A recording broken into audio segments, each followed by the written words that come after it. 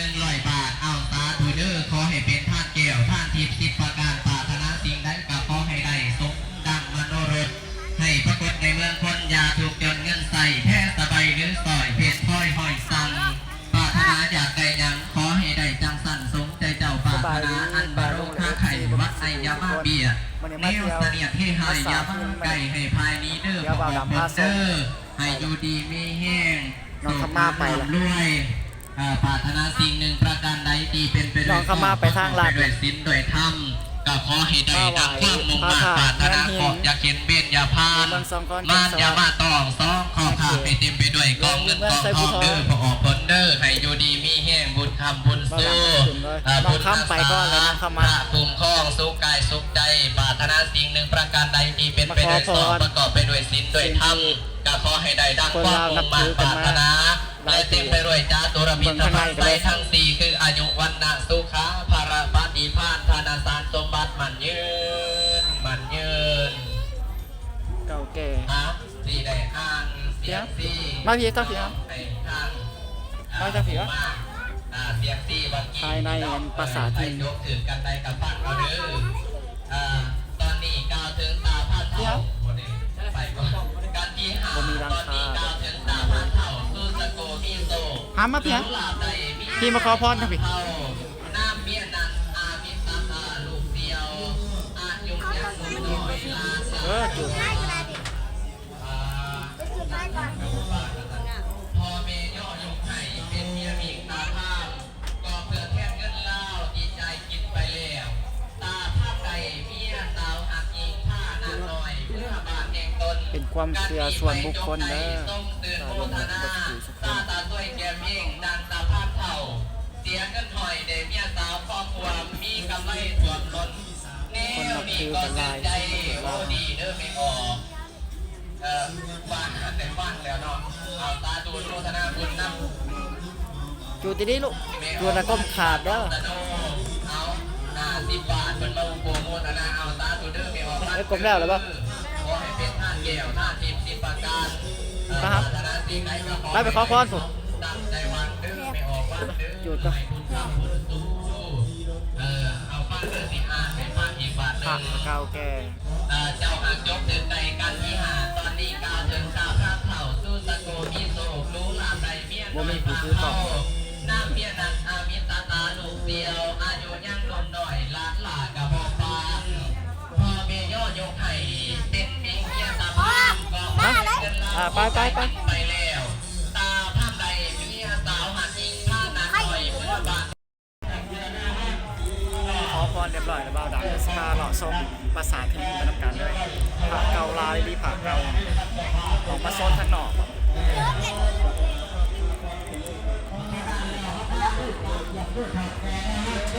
โซนทาง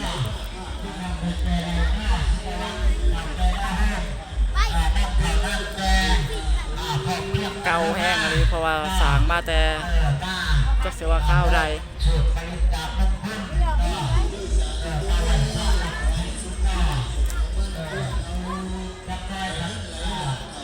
เบาดังสตาร์เราลงไปบังทางลงแหละภาษาพิมพ์แหละ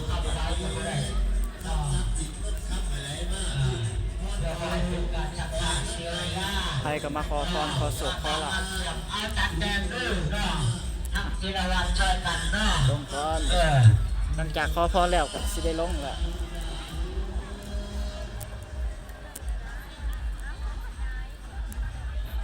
อาสาดูมาอีกแล้วเกี่ยวแก่สัทธาดีมีทางไม่ออกยังน้อไม่ออกจันทีตั้งอยู่แคมป์ของเฮือนหิมโอ้มาแต่ใกล้ตัวนี้นะมาแต่หลวงพระบางเอาสาธุเพิ่นได้มาอุปโภคนาต่อยอดต่อรับกามีปัจจัยอยู่5,000 กีบเนาะแม่เนาะเอาสาธุเด้อแม่เด้อขอให้เป็นท่านแก้วท่านจิตประการปรารถนาสิ่งใดก็ขอให้ได้สมความมุ่งมั่นปรารถนาให้อยู่ดีมีแห่งบุญคำบุญสู้กันที่8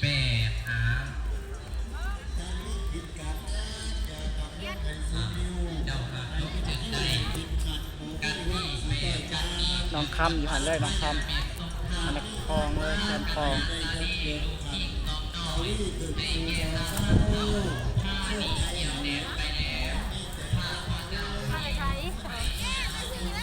เอาเขาจะเอาลงไปยังสัน เอ้าแล้วอยู่เฉยๆถูกไรเอ้าพาเขาปล่อยคนไทยเมื่อยังไง บอลคนไทยเมื่อบ่ คือว่าเขาเปิดในคนไทยมาอย่างของเรา ท่าขามบอล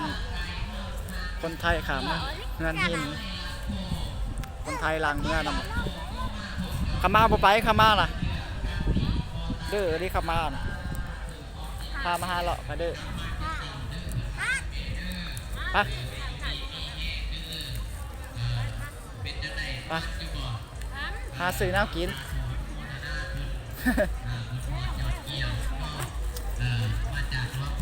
คุณแบ่ดันอยู่ในงานนี้แบ่น้อย มาช้างมาเจ้ามาหาคนไปยัง ไปกลมไปใช่แล้วท่านน่ะ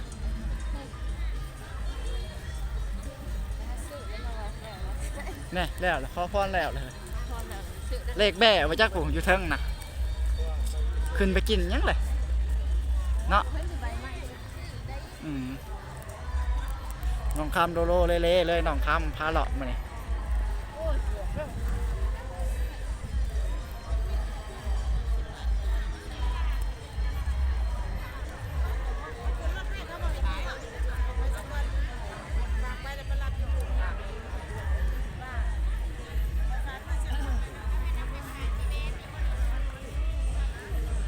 ผูกแขนบ่ครับ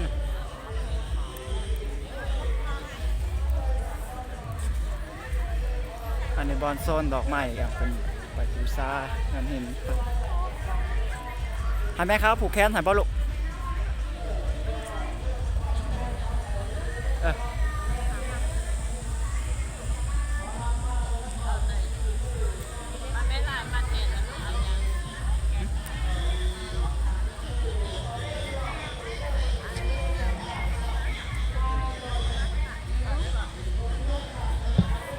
ให้เพิ่นมาแค้นให้ลูก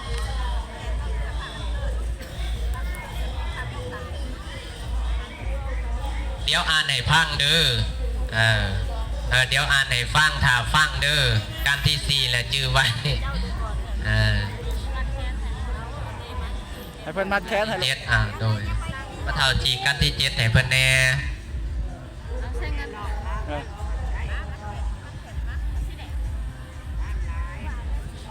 เอาฟังเด้อเมเด้อสิอ่านสู่ฟังเด้อเจ้าหากจกถึงใจกันวันนาพระเบศกันที่ 4นี่บอนพระเบศเดินดงบุงต่อเขาบงกดบอนพระสงฆ์ไม้ใบเพื่อว่าเพ่นเพียนสร้างสีไพ่ทรงพระบวชสืบสร้างสีหน่อยสอบธรรมสีเจ็บเจ้าเดินยากเหลืออดทางเขาขดเหลียผู้พันสัน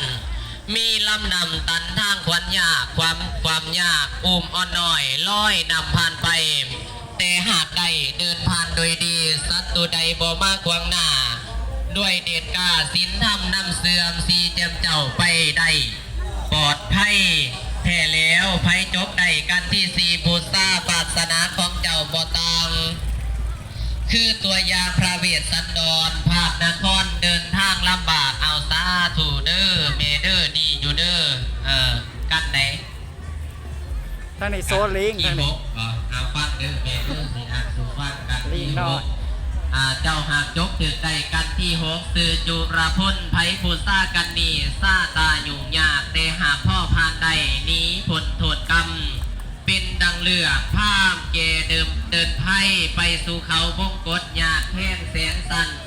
ไปห่าง บ่มีแนวกินให้มันทราบครับ มหาเวทเพื่อจะขอหอนหน่อย2 ล้าน บ่มีแนวกินให้ซ้ำนะ ขอเอาเจ้ากันหาสาลีลูกพระบาท อยู่เทิงหาเฮาบ่ เมื อยู่ อ เทิ ง ง เมืองเป็นถาดสวยสวงใส เป็นตะแพงด้วยหนึ่งเนาะ ต้นการเดินนั่น เอาเล่นยังเล่นคนเจ้าของ พกเหตุมีมากเรื่องพามเถ่าพานไปพามไปใดพามตายหลายเถือบหนีเหตุหายไปใดก็เกือบตายโอ้ยกลัวสีหอดเนาะกลัวสีหอด สำหรับคลิปนี้ก็ยาวพอสมควรแหละพอแล้วก็พอละสมเอานึง กันที่เจ็ด ใครถือใจกับพากดไลค์กดแชร์กดติดตามช่องของเบาดำเด้อขอสิบพาคลิปใหม่ คนกันนี่ก้าวถึง สบายดีบ่สุขุสุขคนที่เขามาชมคลิป ไปพบพ่อหรือศีรษะ